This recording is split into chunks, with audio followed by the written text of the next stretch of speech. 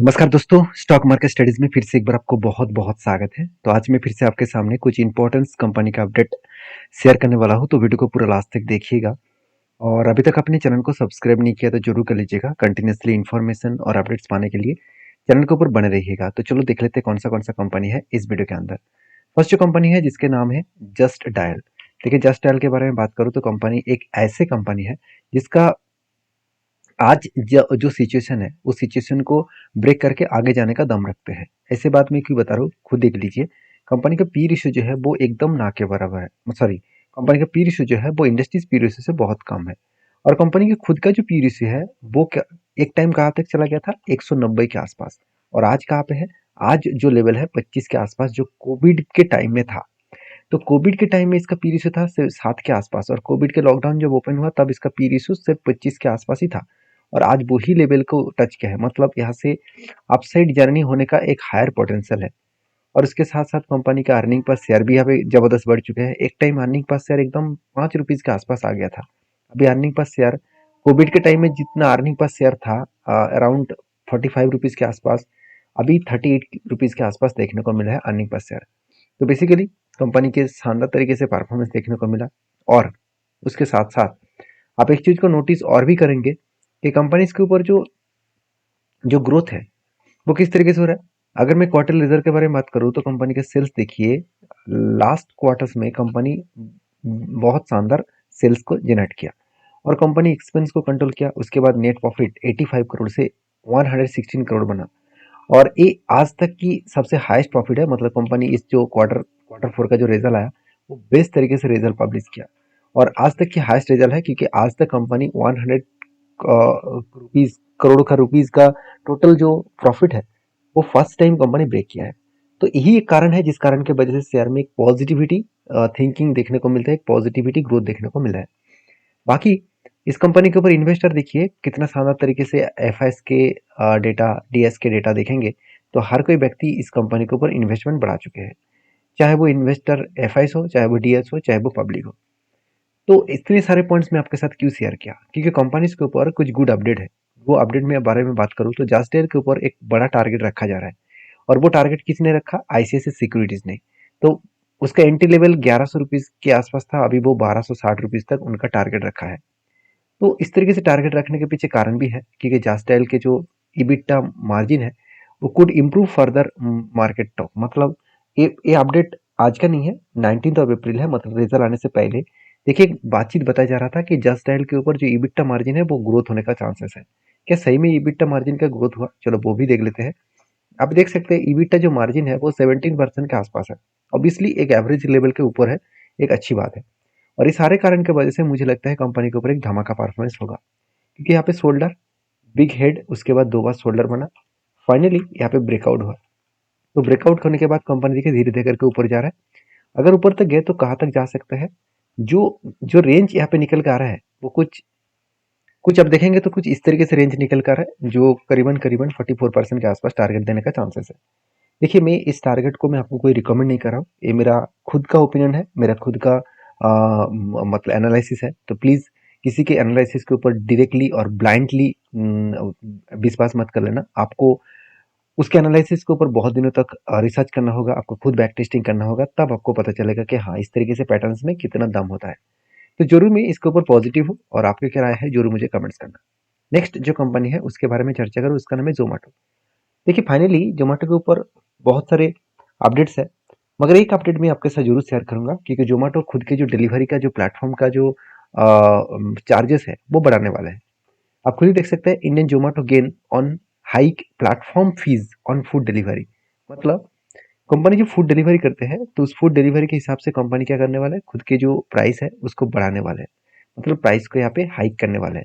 तो basically company इसके ऊपर जो अपडेट है वो अपडेट कंपनी को आगे बढ़ने के लिए जरूर एक दम रखेंगे। क्योंकि देखिए, खुद खुद अब सोचिए, अगर एक प्रोडक्ट की कीमत मान के चले 50 रुपया है, और उसके लिए कंपनी को मान के चलिए 10 से 20 रुपये का उसको डिलीवरी चार्जेस देना पड़ता था।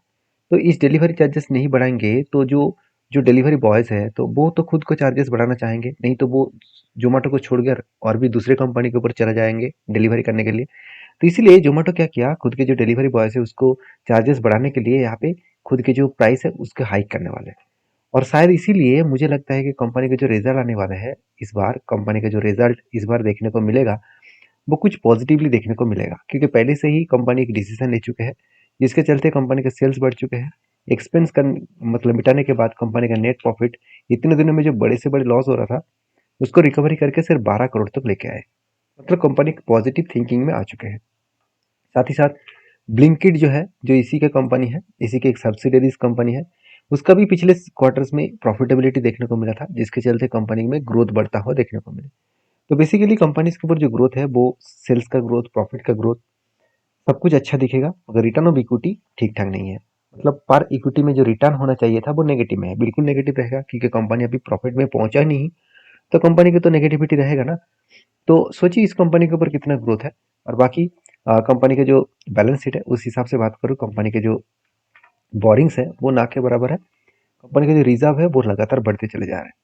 इतने सारे पॉइंट्स पॉजिटिव होने के कारण कंपनी के ऊपर मैं एक ट्रेड लेके रखा हूँ। वो ट्रेड मैं आपके साथ शेयर करूंगा। कुछ इस तरीके से पैटर्न्स बना, लंबा सा जर्नी के हिसाब से, लंबा सा जर्नी मतलब कंपनी जब से लाइफ टाइम हाई किया, उस लाइफ टाइम हाइक लेवल से देखा जाए, प्रीवियस जो लाइफ टाइम हाई था उस लेवल से एक बिग कप बना, और बिग कप बनने के बाद यहाँ पे क्या बना, दो बार शोल्डर बना। फाइनली जब ब्रेकआउट हुआ, ब्रेकआउट कंफर्मेशन हुआ, उसके बाद देखिए कंपनी क्या कर रहा है, धीरे धीरे करके ऊपर जाने का कोशिश कर रहा है। अगर धीरे धीरे यहाँ से ऊपर गए तो कहाँ तक जाने का चांसेस है, जो मैं टारगेट लेकर चल रहा हूँ वो 300 के आसपास है।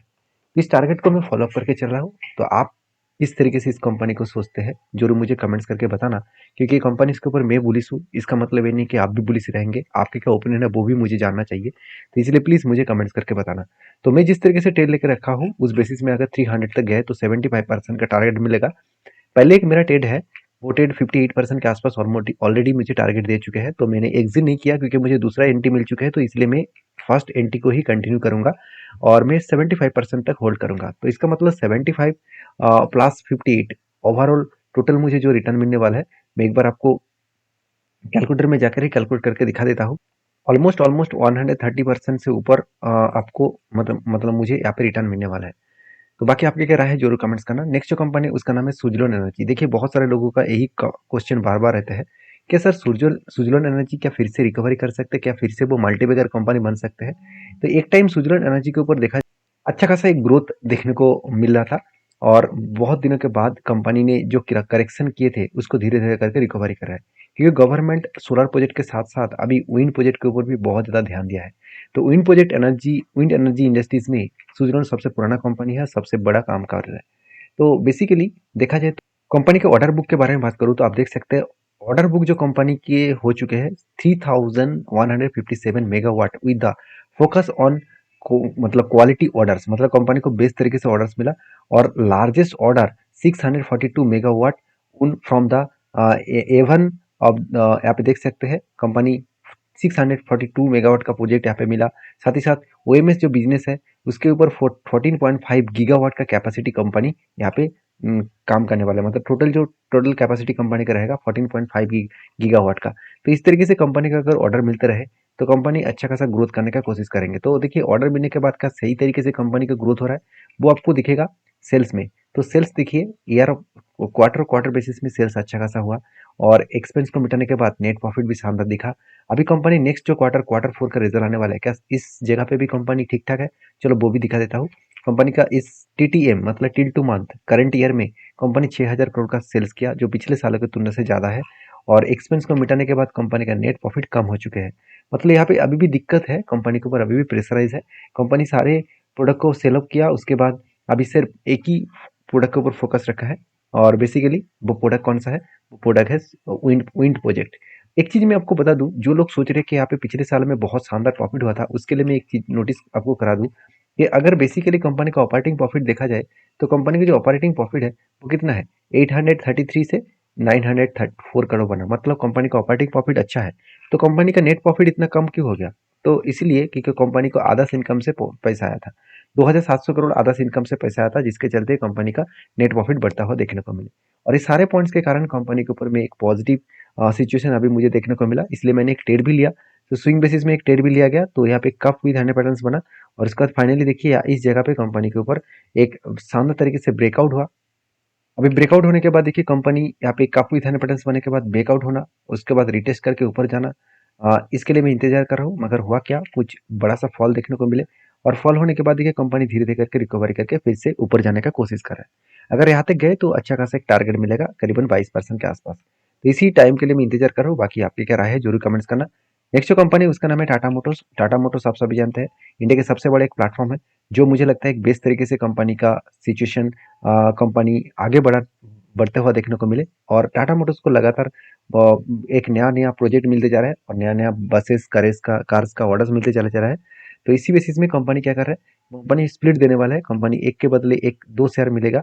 यहाँ पे इसका फेस वैल्यू 2 है, तो उसको एक के बदले फिर से 2 शेयर कंपनी देने वाला है स्प्लिट के बेसिस में। तो अभी तक डेट अनाउंसमेंट नहीं किया गया है, तो जब अनाउंसमेंट किया जाएगा मैं आपके साथ जरूर शेयर करूंगा। तो ये था कंपनी का अपडेट। वीडियो में जानकारी अच्छा मिले तो प्लीज लाइक करना। मिलते हैं नेक्स्ट वीडियो में, तब तक के लिए धन्यवाद।